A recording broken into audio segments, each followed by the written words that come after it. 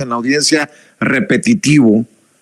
Yo insisto en este tema porque me preocupa y debe de ocuparnos el papel que empieza a jugar este grupo de ministros de la Suprema Corte de Justicia de la Nación, nombrados al puesto, sobre todo los más conservadores en gobiernos anteriores, y que se han convertido o están convirtiendo a la Suprema en el, ¿cómo le llama? En el gran poder conservador, dice el presidente Andrés Manuel López Obrador. Y estos personajes creo yo que tendrán gran relevancia por las decisiones que se vayan tomando de aquí a la sucesión presidencial. Por eso digo que no es cualquier cosa que se hayan decidido políticamente oponer al plan B de reforma electoral del presidente Andrés Manuel López Obrador, y seguramente más de uno saldrá a marchar que la Suprema no se toca cuando se venga la discusión de la reforma al Poder Judicial. ¿Cómo lo ve, senadora? Pues es muy grave lo que está sucediendo, Vicente, porque la Suprema Corte de Justicia de la Nación está invadiendo nuestras funciones con argumentos muy poco válidos. Es decir, supuestamente por un procedimiento legislativo que nos compete a nosotros como Poder Legislativo determinar. Y una serie de cosas que no se consideró la oposición. A ver, vamos por partes. Ese argumento era poco válido aún con la primera parte del plan B que habían anulado ya. Pero en esta segunda parte del plan B, Vicente, yo quiero resaltar algo que es muy importante. Cuando llegó la reforma del plan B, esta parte de la reforma al Senado, nosotros sometimos a todo el proceso legislativo, y no solo eso. ¿Por qué está en dos partes el plan B? Porque esta parte que ayer la Corte tiró, la rehicimos y la regresamos a la Cámara de Diputados. Nosotros como Cámara Revisora la regresamos a la Cámara de Origen, y la Cámara de Origen la volvió a votar. Entonces, que no digan que el proceso legislativo se violentó. Es absolutamente falso.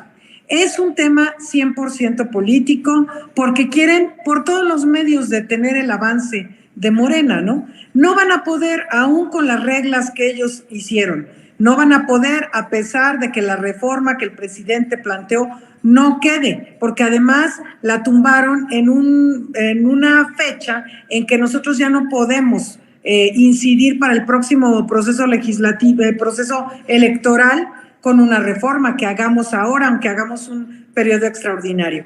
Entonces, lo hacen así para tratar de detener lo que no van a poder detener, porque se están evidenciando mucho más como uno de los poderes de la derecha, como el único que le queda a la derecha, porque es el único que no se gana con votos.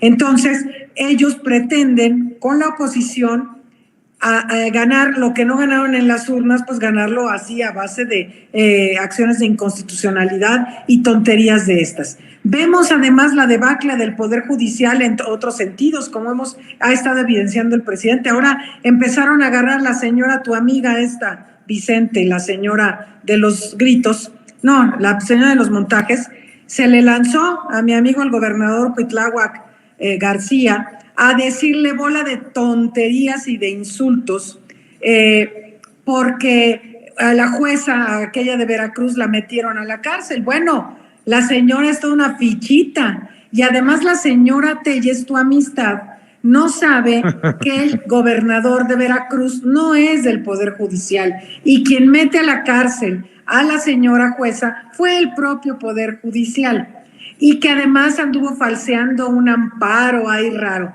Pero además no es el único caso. Tenemos el antecedente de cómo el Poder Judicial descongeló las cuentas de la esposa de García Luna y de sus cómplices, todas estas cosas que hemos visto de cómo liberan a los delincuentes por cualquier tontería de la carpeta de investigación. Entonces, hoy el Poder Judicial está en serio predicamento, y como que no acaban de entender la complejidad de su situación, no acaban de entender, igual que el resto de la oposición, porque ellos son opositores, con las honrosas excepciones de la ministra Esquivel y la ministra Ortiz, no acaban de entender la debacle en la que se encuentran, igual que los del PRIAN. Entonces, ellos siguen apostando a que están en una torre de cristal, en donde son intocables y donde no pasa nada, ¿no? ¿Cuándo, tú dime, Vicente, cuándo antes la gente había sabido cómo se llamaba un ministro? Nadie sabía quiénes eran los ministros, nadie sabía qué hacían los ministros. Ahora saben y no está contento el pueblo de México. A nosotros nos están pidiendo que hagamos algo, allá caen de pronto en cosas de que nos dicen que legisladores inútiles, que no servimos para nada porque no hacemos algo con el Poder Judicial. Bueno, yo quiero decirle a la gente, para que estén enterados, que para poder establecer un juicio de procedencia y poder hacer un juicio político necesitamos mayoría calificada, que no tenemos, les hemos explicado varias veces, no tenemos esa mayoría calificada, pero por eso tenemos que aplicar el plan C del presidente López Obrador para el 2024. Ni un voto al PRI. Es exacto, Antares.